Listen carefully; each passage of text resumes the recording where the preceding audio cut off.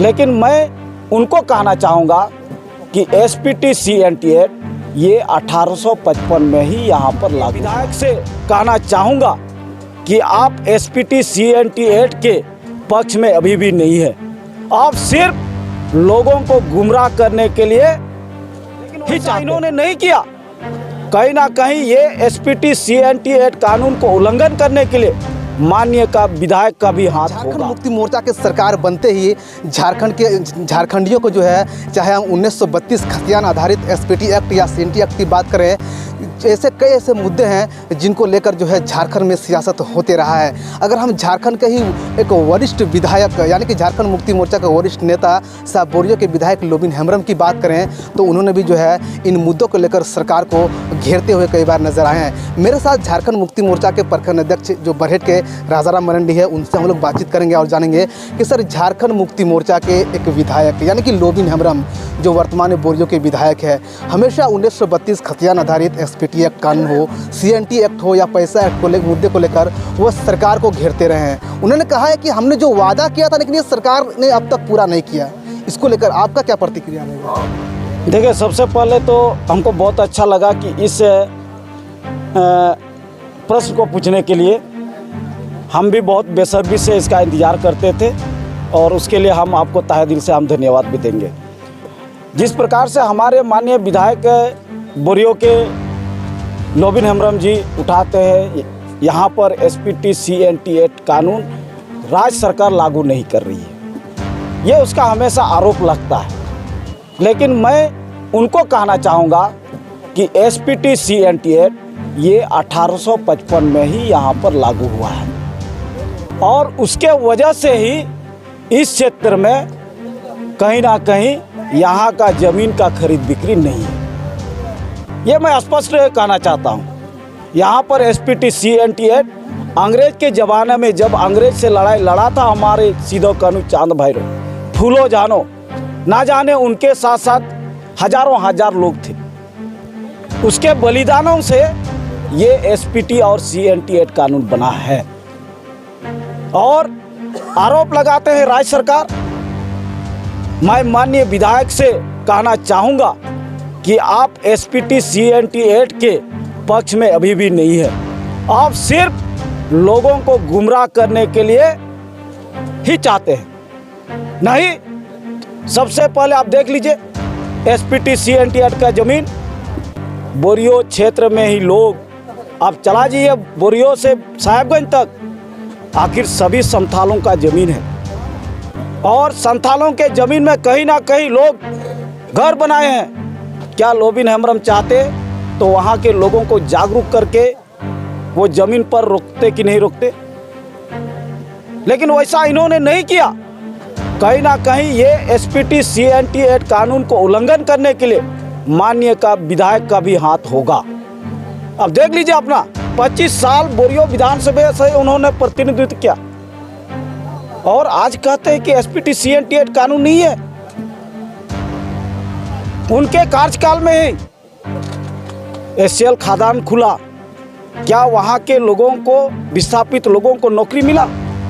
एक दिन भी आपने सुना होगा कि माननीय विधायक ने विस्थापितों के लिए आवाज़ उठाया है?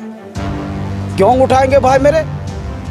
बोरियो विधायक SCL के खिलाफ में कभी भी आवाज़ नहीं उठाएंगे। इसीलिए उन्होंने गलत तरीके से अपने बेटे को SCL में नौकरी करने के लिए वहाँ पर दिया था और किस वजह से जेल गए हैं, किस वजह से गए थे? उन्होंने फर्जरी तरीके से एक आदिवासी जो विधवा महिला है, उस महिला के नाम से उसका पति को बना दिया गया था, घर जमाए बनाया था और जब छानबीन हुआ तो उसका बेटा 420 धारा लगा करके उसको जेल भेज दिया गया था। यही है उसका करतूत। अगर आप SCL की बात कर रहे हैं तो SCL की बात जो है उसके आसपास जो है गांव है, SCL में इतना भयानक ब्लास्टिंग होता है कि गांव के छत वगैरह जो है वो पूरा गिर गया है। आज तक तो विधायक ने आवाज़ नहीं उठाई इसके लिए। कुछ नहीं, चूंकि SCL से उसको पैसा मिलता होगा भाई, माल मिलता है, क्यों आवाज़ उठाएंगे? और ये सही बात है, मैं दावे के साथ कह रहा हूँ SCL में उसके बड़े बेटे के पुतोह बहू उसके नाम से कहीं ना कहीं टेंडर का कार्य चलता है, उसका छोटा बेटा के नाम से वहाँ ठेकेदारी होता है, तो क्यों आवाज़ उठाएगा भाई? जनता भाड़ में जाए, वो अपना रोटी सेके, अपना कमाई देखे, जनता से क्या मतलब है?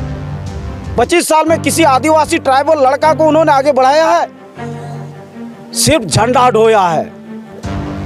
बरेड में देख लीजिए, हम ही लोग प्रखंड अध्यक्ष है, माननीय विधायक हेमंत सोरेन जी है, लेकिन आज देखिएगा तो कहीं ना कहीं 500 ट्राइबल लड़का खड़े होंगे और सब चीज़ों से परिपूर्ण है, लेकिन बोरियों में 5 गो का नाम अब दिखा दीजिए कि 25 साल के कार्यकाल में 5 गो किसी कार्यकर्ता को इन्होंने आगे बढ़ा करके रखा है।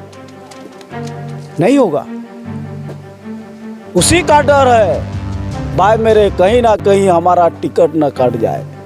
दादा, जिस प्रकार आप बयां कर रहे हैं कि लोबिन हेम्ब्रम का टिकट का डर है, 2024 चुनाव भी नज़दीक है, लोबिन हेम्ब्रम दावा ठोक रहा है कि अगर इस बार हमको झारखंड मुक्ति मोर्चा टिकट नहीं देता है तो राजमहल लोकसभा में झारखंड मुक्ति मोर्चा का सुखड़ा साफ है। इसको लेकर आप क्या कहेंगे? हम लोग बहुत देखे हैं भाई मेरे, बहुत देखे हैं। सूरज मंडल अपने आप को लगता था कि हम इस राज का राजा हैं, और उसको भी ये गुमार था, अहंकार था कि पार्टी हमारे बदौलत चलता है। आज देख लीजिए, कई वैसे विधायक और सांसद है,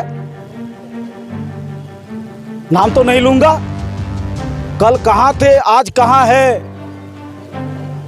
तो ये भी एक अंदाजा कर ले। मैं तो कहता हूँ ये झारखंड मुक्ति मोर्चा गुरुजी का पार्टी है, और इससे जो गद्दारी करेगा वो छाय बनेगा, ना समाज में उसको जगह मिलेगा ना और कहीं पर जगह मिलेगा। ये झारखंड मुक्ति मोर्चा का वो ताकत है भाई मेरे। दादा, आप बोलते हैं झारखंड मुक्ति मोर्चा गुरुजी का पार्टी है, आपके विधायक भी तो बोलते हैं कि हम गुरुजी का चेला हैं। क्या गुरुजी के नाम पर वो झारखंड के आदिवासियों को बरगलाने का प्रयास कर रहा है?